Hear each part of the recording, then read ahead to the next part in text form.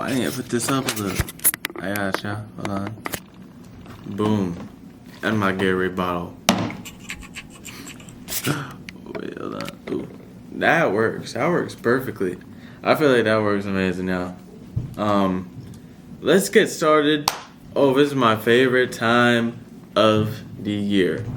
Now, for most people, when the NFL season is over, it's mainly just, kind of stale. You don't really have, much for football unless you're going to be watching the USFL, whatever other alternate leagues there are out there. But this is my favorite time of the year. You know why? Because right now we get to see all the different draft prospects. The NFL Combine just happened. We had a bunch of quarterbacks that stood out, a bunch of wide receivers who made their impacts, like Matthew Bolden of Texas. We'll get to that later. But we saw that, and in the NFL too, we saw a massive, massive trade going down today. Or going down, not today, but the last week. You guys know what I'm saying. And it's epic. This would probably change this team's entire future. Their quarterback is going to have more success.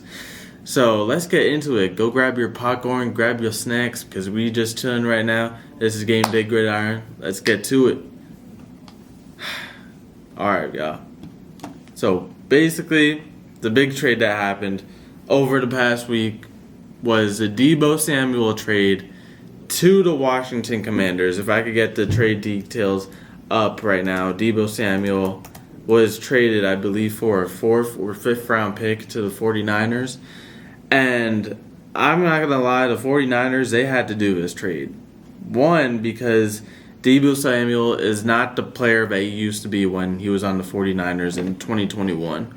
Ever since that historic year where he had around 1,700 receiving yards, 1,700 all-purpose yards, and around 10 touchdowns, he has not gone back to the same place that it was before at all.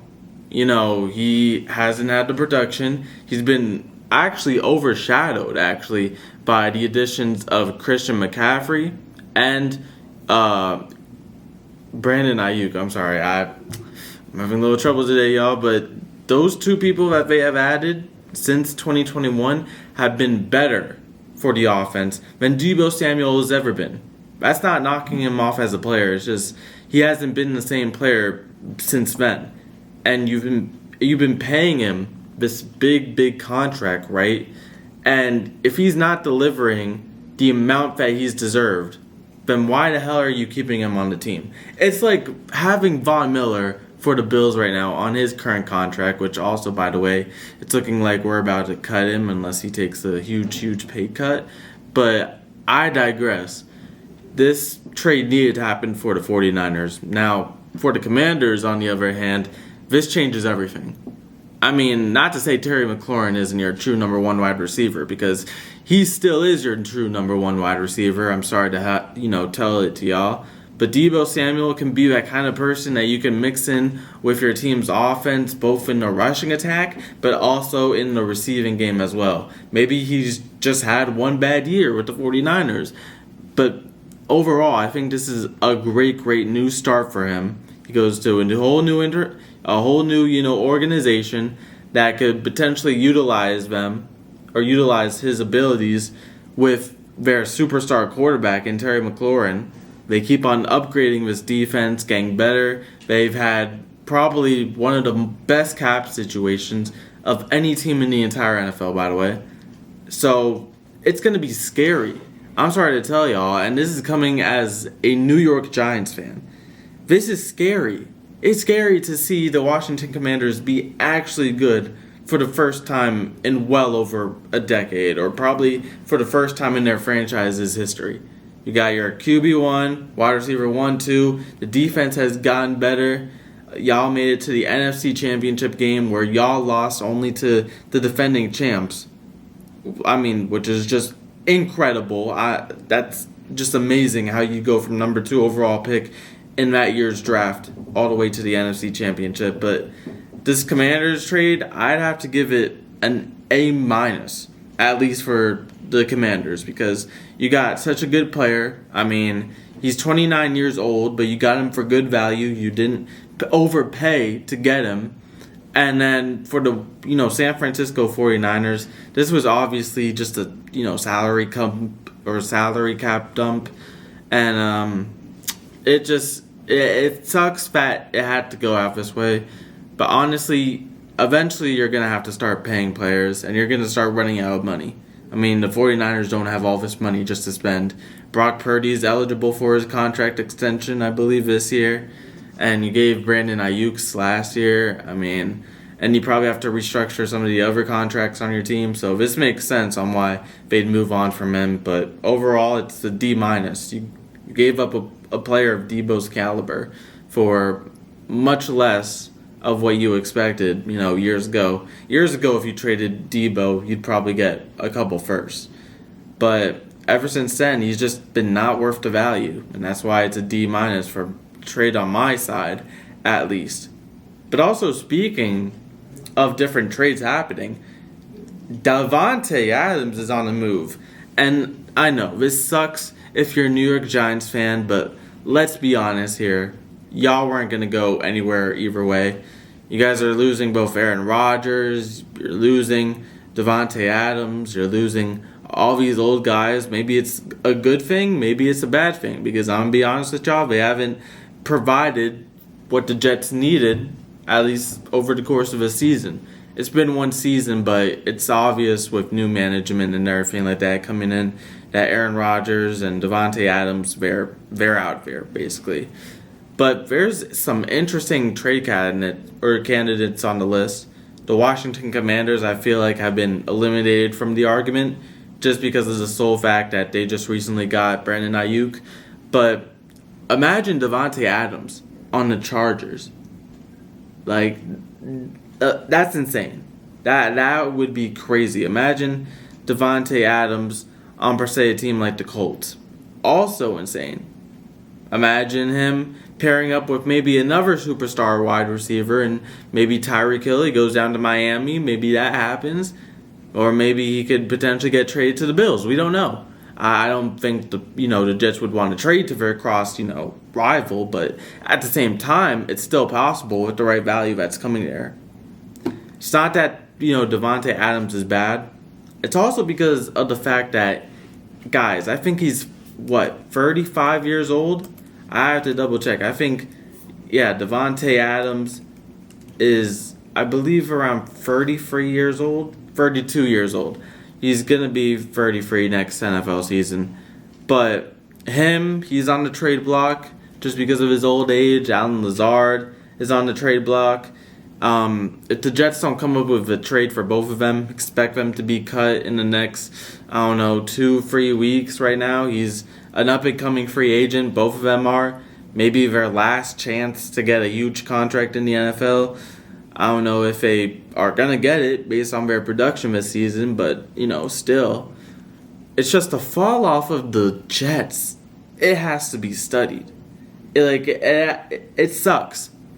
I don't know this type of pain because I've never been alive to experience this type of pain. My Giants, they won their Super Bowls they were in. I was happy. We won against Tom Brady 2 times.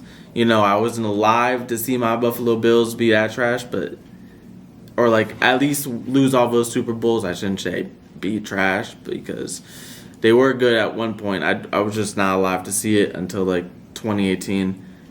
But being a Jets fan, that has to be a constant spiral of just depression. It's got to be a constant spiral, just thinking you're going to be good. You guys sign a good player. You guys think you have the answer at your quarterback in Aaron Rodgers, and you bring his good old buddy Davante Adams when the season doesn't go expected as y'all plan, and y'all think this is going to solve everything.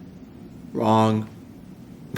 I don't believe in anything that the Jets are doing anymore. You could sign all this good talent, but it's going to get wasted. Some way or another, they're going to get wasted, and they're not Super Bowl criteria. They've never been Super Bowl criteria at all, ever since their Joe Namath days, and it's going to continue to be like that. It's just a hard truth that you got to realize. Also, more news in NFL free agency. the Los Angeles Rams, I believe, have just agreed to more terms with Matthew Stafford. And this is huge. Huge mainly because he's obviously a very franchise guy and you want to keep him in case you want to make a push. But also recently the Rams have been discussing with other teams trades for Cooper Kupp. Now, Cooper Kupp, he hasn't been the same player that he was in that dominant 2021 stretch where he won the Triple Crown. But honestly, it's not his fault. He's been, dealing with injuries, stuff like that. He's been dealing with, another rookie sensation in Puka Nacua, who ironically can, do a lot of what Cooper Kupp used to do. But he's younger, he's fresher, he could, do it a lot better. And that's no offense. And Matthew Stafford, and especially his wife Kelly Stafford, did not like that at all. They were like, hey, we're going to do the best move for our future. He wants to win a championship. That's respectful, stuff like that. But even if they did, they did do it. But even if they, didn't sign Matthew Stafford, or if they do sign Matthew Stafford, right? I don't think it makes much of a difference.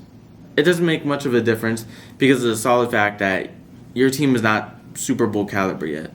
Or it's not Super Bowl caliber still. The Rams are not the same team that they were when, they went to the Super Bowl that year in 2021. The defense has gotten a lot weaker. Aaron Donald retired, I believe, last offseason. I mean, parts of your team, like the offensive line, are gone and retired. You guys don't have, same quality running backs.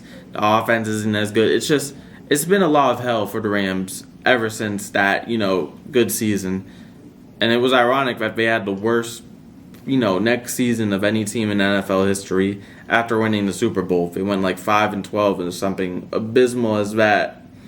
But they don't look to be appearing in a Super Bowl anytime soon. Ironically, though, I think they got a better chance than the Jets. But, whatever, twist your spoon, bud. You know what I mean? But, speaking of all that, the Kansas City Chiefs have also done a franchise tag. And I'm going to get to another team that's done that exact thing as well. But the Chiefs have placed the non-exclusive franchise tag on their left guard, Trey Smith. Which, essentially, for y'all that don't understand football knowledge like that, it means that he could negotiate with other teams in free agency. But if no one outbids the Chiefs, then he stays on a team. So there's a difference between non-exclusive and an exclusive franchise tag in that regards.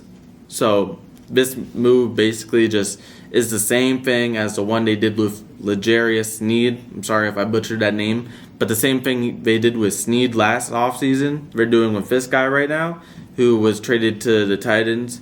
And they offered up 2 first-round picks for him. So it was a very good deal. It's very hard to see Smith be given up for 2 first-round picks, but it is possible. It is possible, but I still don't believe they're going to be successful with him on the team or without. I ironically feel like he was the second worst on the team, the second worst offensive lineman, only behind that of Jawan Taylor, which that dude just false started every play. It was ridiculous with what they were getting with his false starts. But he was the second worst on the team in terms of blocking, PFF rating. And it's just respectful why they made this decision to maybe let him, walk off or go to whatever deal is the best for him. But at the same time, I'm just wondering who's going to be that backup behind him. Because if you know anything about ball knowledge, essentially if you're playing a guy and that guy's not good and he continues to play, that means, the person behind him isn't as good and is not going to be good enough to play. So if Trey Smith leaves regardless, it's still going to be a huge dent for the Chiefs unless they draft a good offensive lineman in this upcoming draft, or if they get a good, free agency signing. It's not looking very, appetizing for the Chiefs. And it also was announced, I believe, 2-something weeks ago, or maybe a week ago. Maybe I'm just, hypothesizing at this point, but Travis Kelce is also coming back for 2025. But it's not really a good X factor. He's a good essential part of their team. I'll give him that. But he's not going to be the Travis Kelce that will put up 1,000 yards on you anymore. He just doesn't have the same, rust on him anymore. He doesn't have that same ability to make, catches for big games like he used to do in his prime. But hopefully, I feel like what the Chiefs are wanting with him for potentially his final year is to kind of be a mentor to that next upcoming, Kansas City tight end. I need to find his name, but hopefully he could be kind of like a mentor in some ways for that new tight end and be a presence in that locker room like he has been over the past several hundred years or seasons. Why am I saying several hundred? Several seasons. I don't know why I'm saying 100, but several seasons. And that's their basically the goal they want for him right now. And also, just on the topic of franchise tags, the Bengals also placed their franchise tag on wide receiver T. Higgins. And it's kind of funny because didn't they do this last offseason? Like, didn't they do this like the last offseason that just happened? And now they're doing it again. And Jamar Chase, ironically, funny enough, posted on his story, like the meme with, I think, was it Joe Burrow or John Cena? It was like, he was looking at them like a strange, way. Like, come on, you're not going to pay him? I'm pretty sure that's what he's insinuating. And if so, then yeah, I agree with it. I mean, at some point, they're going to have to make the tough decision to let this guy go. I don't think he's going to be a Cincinnati Bengal. Even if he does play, this next season. I don't think he's on the Bengals long term. They can't find a good contract to reach with him. Because, think about it. I was talking about this in the last couple of podcasts. That happened. The Bengals are screwed cap-wise because of the big cap hit that Joe Burrow left on your team. That Joe Burrow is still leaving on your team right now. And then to add that with the upcoming contracts that you gotta give Jamar Chase. Of course, Jamar Chase, won the Triple Crown. He was by far the best receiver in the league this year. You gotta re-sign Trey Hendrickson. He was the best edge rusher, all season long. And he was on the worst defense on the team. You're not gonna let that guy walk in free agency. Obviously not. And then you have T. Higgins. I mean, you can't pay all these players. You can't. And I understand the reason for putting the franchise tag on him. But at the same time, is that really going to lead you to another, deep playoff push? The defense was obviously the problem here. So the expectation would be draft good in the draft, get as many draft picks as possible, make your defense young, and make them have ability to grow, because if not, you're going to just be wasting Joe Burrow's career, at least in this part of his career, or ask for him to maybe potentially take a pay cut on a signing bonus, to make it not seem larger and push it all down the line. But I don't know, man. Just do y'all. It's just I wouldn't agree with this at all. I would rather use that franchise tag on a player, say, like Trey Hendrickson, to maybe negotiate his contract larger and then maybe trade him. Maybe trade, not him, but like T. Higgins to another good team. At least get something for him. Don't let him walk in free agency. Don't be the Giants.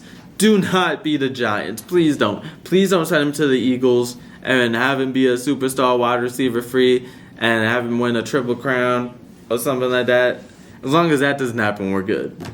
But regardless, man, it's also kind of funny because with the Cowboys, they're kind of in the same situation. Now, they didn't have a good season this year. They didn't make the playoffs. They weren't even second in their division to Super Bowl champs, the Eagles. They were actually the third team, only in front of my New York Giants, which sucks. But they've had a bad season. Obviously, they need to hit their picks in this upcoming draft. They really do. Their cap situation looks like hell. Like I discussed before in previous podcasts, it's hell because you got to sign Micah Parsons.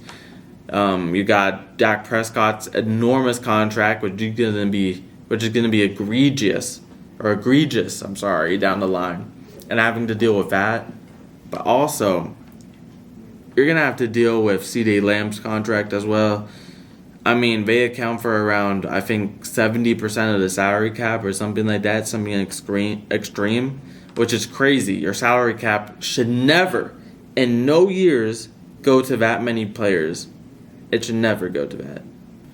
And they really need a hit on this upcoming NFL draft. We got running backs like Brashal Tudden from Virginia Tech, which has had a very, very solid season for them. And then they could potentially have the opportunity to draft Ashton Genty if he's still there with the 12th overall pick, which many people actually have him going to. I think Mal Kerpert, for ESPN, has him going to the Dallas Cowboys. If he's going to be available at that spot, he most likely will be taken by the Dallas Cowboys, especially for their need at running back ever since Ezekiel Elliott hasn't been the guy that they thought he was, and Tony Pollard, I believe, left as well. But they're showing many, many improvements that they're going to try and make through the draft, especially with running back, offensive line. I really feel like they have to go with DB because you're losing a lot of guys there. And even at middle linebacker, too. I mean, you lost Stephon Gilmore on the cornerback side. I can't remember the exact linebackers right now, but right now they need to work through that, but they also need to work for the contract extensions with key players, like I said before, and Asa Guiza, sorry if I butchered it, and of course Micah Parsons. So, I mean, you guys are still in a much, much better position than a lot of other teams in the NFL, I'd say. But there's a lot of key players in this upcoming NFL draft. Like, I'm not hating on anything right now. It's just there are so many good players. You got, hidden potentials like Jalen Milroe, which if the right team gets him, right?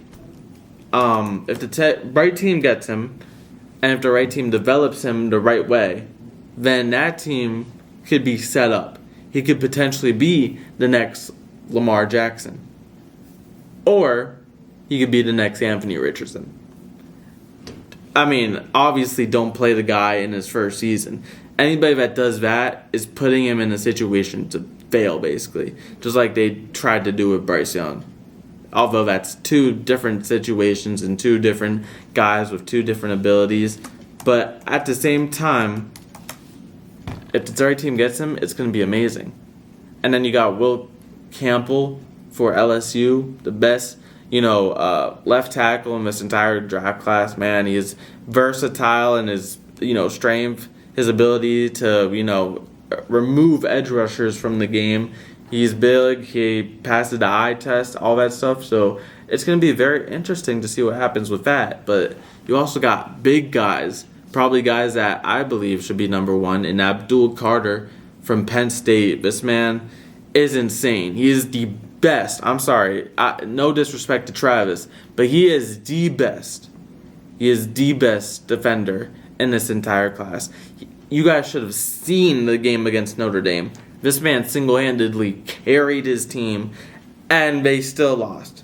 They had an opportunity to win if their quarterback didn't throw a pick, but this man was insane. He has explosive pass rush moves. He can make a defender or make it, the left tackle miss instantly. He could go up the middle, play any of those positions on the D line. He could potentially even play linebacker if you put him there. Just an all-around versatile player who, ironically, is drawing comparisons to Micah Parsons, the former Penn State alumni as well.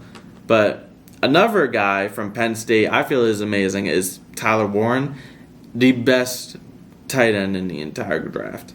The best tight end, without a doubt. I think he won the award for best tight end as well. He was a significant part of, Penn State's entire offense. I believe in the last game that they played, the ball was mainly thrown to him around 6 times, And I believe he scored a touchdown in that game too, but none of the other Penn State wide receivers even had a chance. They didn't even, touch the ball for a touchdown or something like that. Or I feel like in the second half, they didn't even catch a football. That was the extreme part about it, which is the main reason why we lost, but, I digress. But a lot of these players also post the combine, which we saw many great players be explosive and stuff like that. One being Matthew Golden of Texas. He had a 4.29 40. That single-handedly made him the number one wide receiver pick in the entire draft class. Now, of course, he could probably go outside of that, maybe near the 30th pick, because Xavier Worthy was the same thing, although Xavier Worthy wasn't as high as a draft prospect. He was only that high because of his speed, ironically, but he was blazing. Matthew Golden was blazing in that. He had a very successful combine. Jackson Dart showed his ability to throw. He was a leader out there. He put a good spiral on the ball, had great arm strength, and right now he has discussions right now of potentially being a first-round pick. I think we all know he's going to be a second-round pick. That I don't have any doubt in my mind that he's going to be a second-round pick. But I have, people telling me in my inner circle, hey, this dude is the real deal. He could probably go in the first round if he has a good string of interviews right now. Try and see him somewhere in between that 20 to 30 range of him getting drafted. That's my projection right now.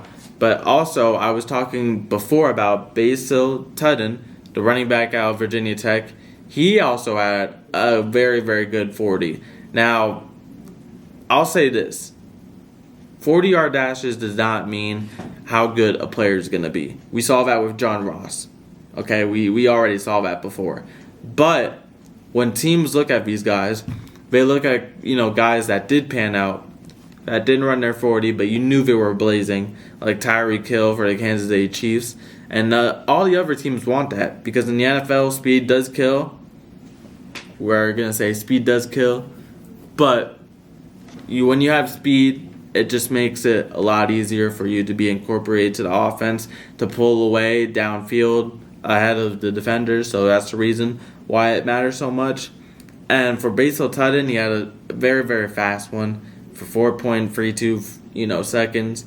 He has very, very good abilities in the receiving game. I expect him to probably be the first receiving player to be taken off his draft.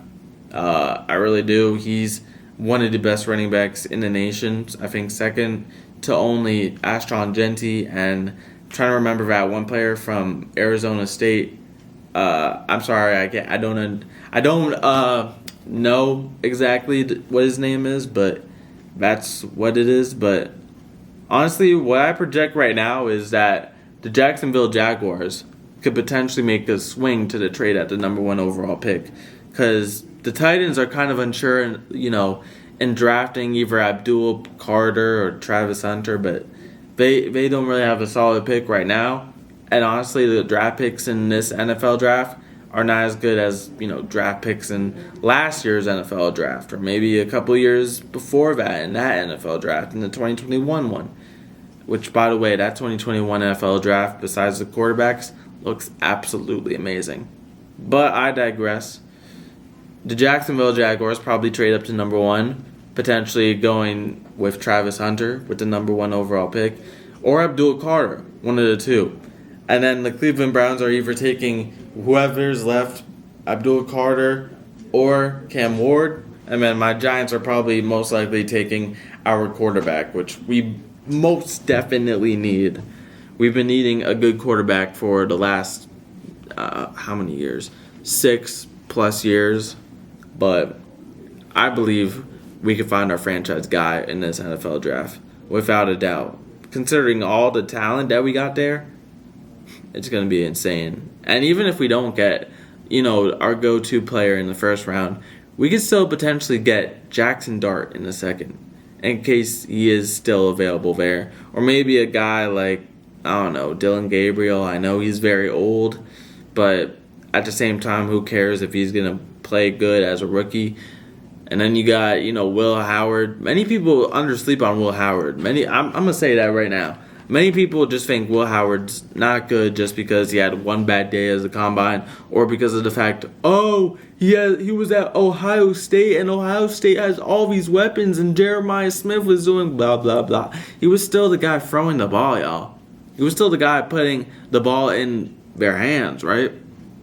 So that means he was a contributor of that offense.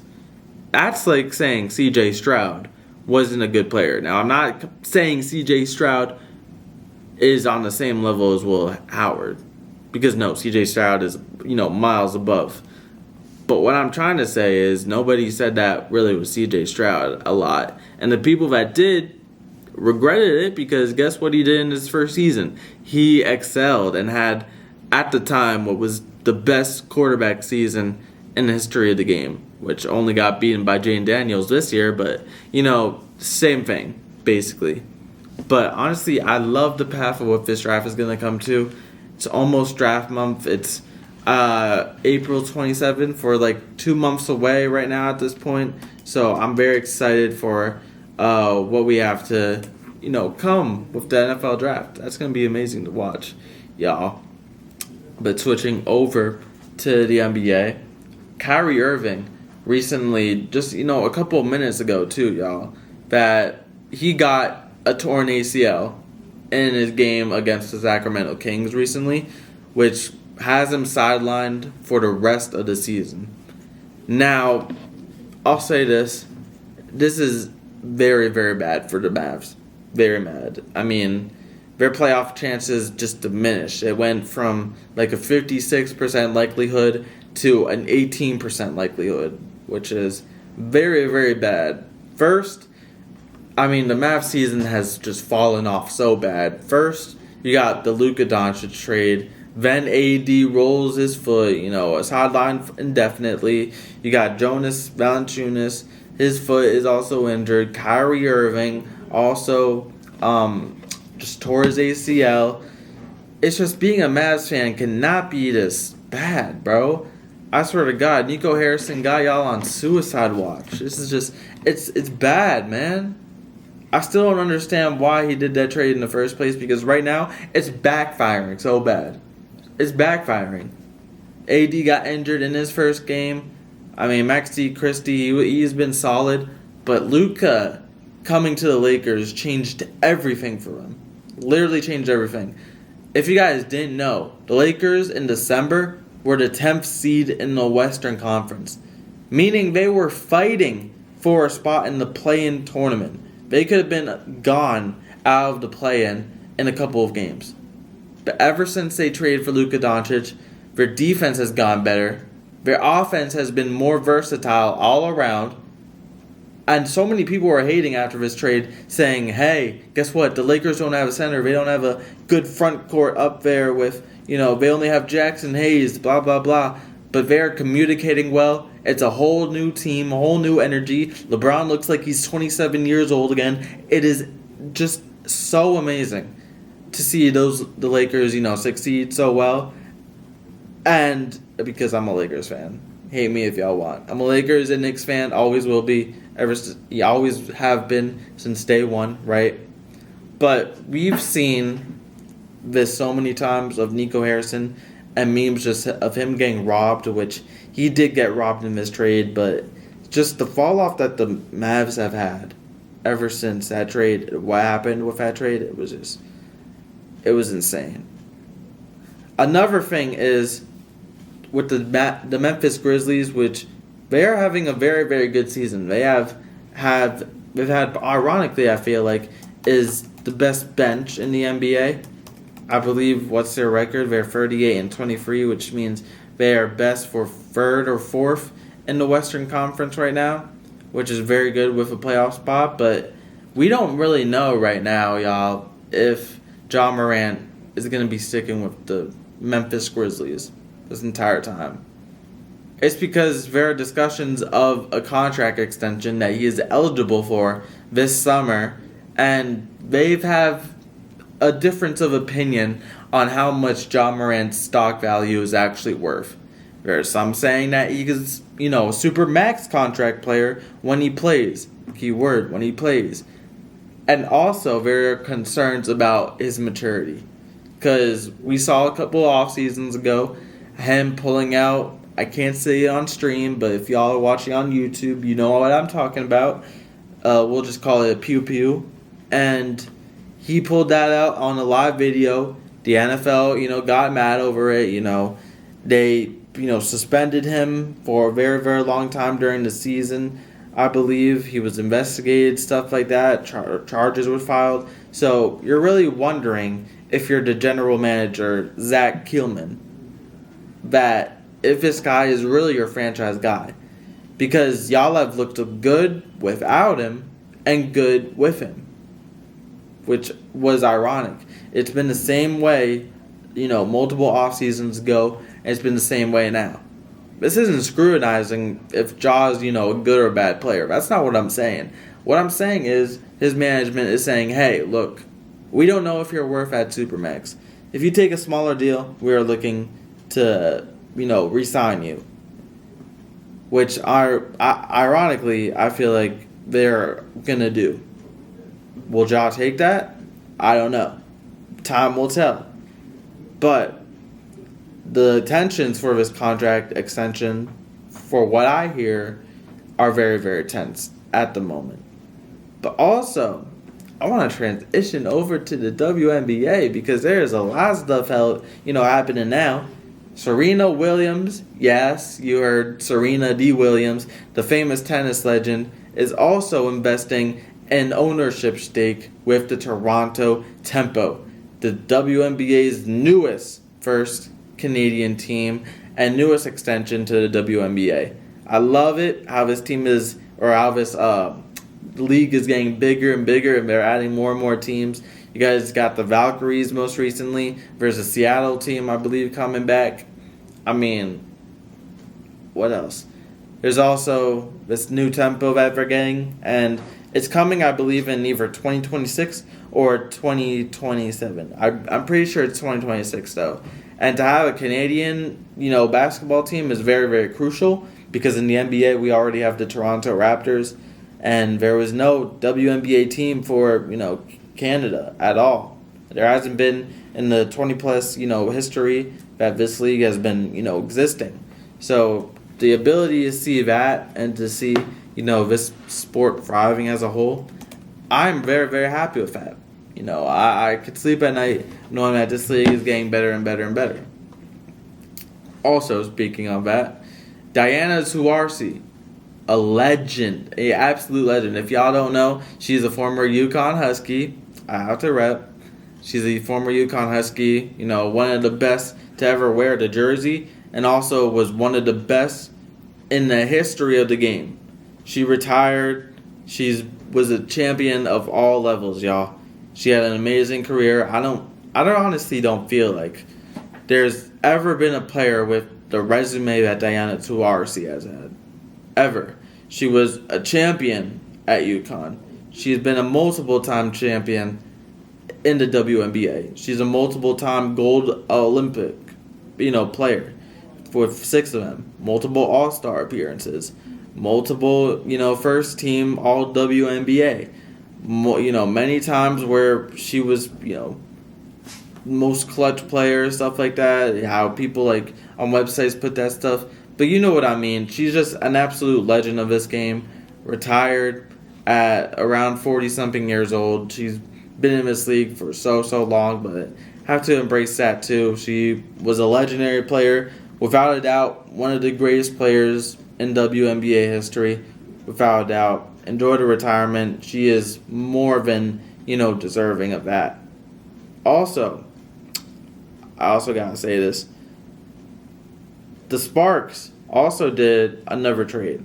You guys are probably like, what? What are you talking about, CJ? Didn't they just have the one for, I forgot. Oh my God. Kelsey Plum. They just had a trade with Kelsey Plum. Well, I guess they're being aggressive because we just learned that they acquired 2 second-round picks from the Storm in exchange for Lexi Brown and a third-round pick, which is insane. basically, they're able to grab somebody in the second round, which makes up for the fact that they have no first round pick because they did trade it for Kelsey Plum, which is a good thing to do. You guys weren't going to get Paige Buckers, ironically.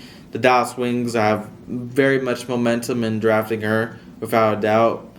But also, the Fever signed Sydney Colson as well, a very dynamic player. She is a two-time WNBA champion. She has amazing depth. She adds, a much depth to the lineup that's already been bolstered up in the Indiana Fever. She gets to team up with players like Caitlin Clark up in there. So it's gonna be good. It's gonna be fun to see. This WNBA season is gonna be amazing, y'all. I'm really gonna think because we got so many things going on, so many players going to different places. I also want to go to the WNBA All Star weekend competition, or like weekend, just to do media stuff. How do y'all feel about that? I'm gonna be asking y'all that. I want to hear in the YouTube comments I'm sorry, I can't speak today, but I want to hear it in the YouTube comments what y'all think about that. Should I go to WNBA All Star Weekend? Should I not? Hey, anything is Anything is possible, bro. Anything is possible at all. But going off that though, also too, is that in the MLB, also, there's been some stuff going on. What's going on? I'll tell y'all right now. Disney is ending one of their long-term participations or long-term partnerships with the MLB, right? And it's been 35 years, right? And they're deciding to terminate the network with the MLB, which means ESPN is no longer going to have the rights to the Major League Baseball. Not anymore. Which was valued at around $550 million every single year. Which means it's ending 3 more seasons earlier than expected. It was planned to, run until 2028, and right now the MLB is looking for new broadcast partners to look with. It's mainly because ESPN doesn't feel, the Major League Baseball system is grabbing as much money as it used to, which ironically it's not. When you have all these teams playing hundreds of games for 6 months straight, people are just, going to get sick of it. They're going to get tired, which is what I love about football because you have one game every week. You have one game every week and it doesn't get stale. In the NBA, yeah, they have 82 games, but you're comparing that to the hundreds of games in the MLB. And also in the NBA, it's fun. It's indoor, compact, baseball is a fun sport, it's fast-paced, stuff like that, which gives it momentum like that. And they have superstars that are known all across the world. So that cancels out that, but it makes sense why Disney wants to end that partnership that early. It makes a lot of sense. Of course, it's sad. We saw the end of the era with ESPN with that, but yeah, that's great. I mean, that's all I wanted to go over, y'all. I'm gonna be honest with you. I mean, I wanted to go over March Madness too. I'm gonna be honest, but at the same time, that doesn't happen. I don't even need to do that until I come with my partner next week. You know what I mean? I don't really need to do that. That being said, too, I want to know what y'all think as well. Put another comment in the comment section on who y'all think I should partner with next. All those people that are at my college, put a little tag, stuff like that, of who y'all want on this stream, because I'll bring them. Last week I had a good group of guys with, Soph, with Scylla, Sam, Devin. All those guys were all good, had a bunch of knowledge. Y'all saw it last week. Bringing up that college basketball stuff. That takes some dedication to name some college basketball guys that, a bunch of people wouldn't know about. I'm talking about me. Ironically, I don't watch college basketball like that or, high school hoops like that. But, they were rocking, man. And I want to bring more people like that to the scene. I feel like at times, bro, y'all get tired of my voice. Y'all get tired of the way I'm, speaking. You only hear my opinion, which is ironic. But what you gonna do? I mean, I'll bring another person on. Hell, I don't care. Right before spring break, I'll bring one on. I really will. Also, this isn't related to sports, but there were high tensions in politics too over the past week. I don't like to get into politics, but that meeting with Zelensky, I know it was like so bad. I'm sorry. But like that was very, very bad of an argument. It does not make our country look any good, any sort of way that's good. So I don't know. I probably shouldn't have brought that up, but like it was such a big thing over the weekend that I feel like I also have to bring it up. And also in connection to this, by the way, y'all, that does actually make some sense in sports context. Stephen A. Smith is also a potential lead candidate for the 2028 Democratic Party. What does that mean? It means that Stephen A. Smith, the broadcaster, ESPN guy, has been a staple of the company for over the past decade or two. He's been that type of dude. He's been confident and, had brought self-awareness to, politics and sports. And he's a leader right now for the Democratic Party because the Democratic Party is scrambling for a new candidate, a new person to potentially take the lead and take back, control of the White House in 2028. So that's unique. I didn't see that until earlier today. So that's unique. I mean, do you? But like, you know what I mean? I don't feel like it's gonna happen.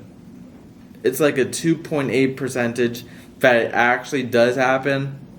And in the case of it is happening, I don't feel like Stephen A. Smith, ironically, would be beating out any Republican candidate, especially not J.D. Vance, anytime soon, especially with their party. I mean, crazy things have happened, I'll tell you that, but I ironically do not see it happening. And, I forgot this one last thing. Y'all. So the Vikings are probably gonna be letting go of Sam Darnold. They're probably not gonna tag him, which means that he could test with other teams within the market as well. Which means he could go to different teams, which I feel like the runner-up, candidate's potential for a team like Sam Darnold would maybe be, teams like, I don't know, the Giants, teams like the Jets. But at the same time, would he want to go to the Jets? I don't feel like he would want to go back to the Jets. I don't know, y'all. But I think he wants to go to a team, right, that is going to make the best business decision for him. A team that has assets. A team that has receivers that could catch for him. A team that has a good offensive line, a solid offensive line, and a team that has a good defense. It's about building around that quarterback, unless, that quarterback is, somebody incredible like Jaden Daniels or something like that. But even at the same time, they do still have weapons. You can't just leave your quarterback in a situation with none of that, especially a guy like Sam Darnold. We saw what happened with the Jets. We saw what happened with the Panthers. He was able to revive his career this past offseason with the Vikings. But that's because he had Justin Jefferson. He had Jordan Addison. He had that good tight end. I forget. I just forget his name. TJ Hawkinson, I'm pretty sure, unless he went to a different team. But he has all these guys and weapons. I don't feel like he'd really want to leave that. But if he did leave that, he wants to go to a good situation that's going to have all those guys with him. Kind of like what Baker Mayfield's career has been, where he revived his entire career in Tampa Bay because he's had Mike Evans, a future first ballot Hall of Famer, by the way, 10 straight 1,000-yard receiving seasons, just have to say.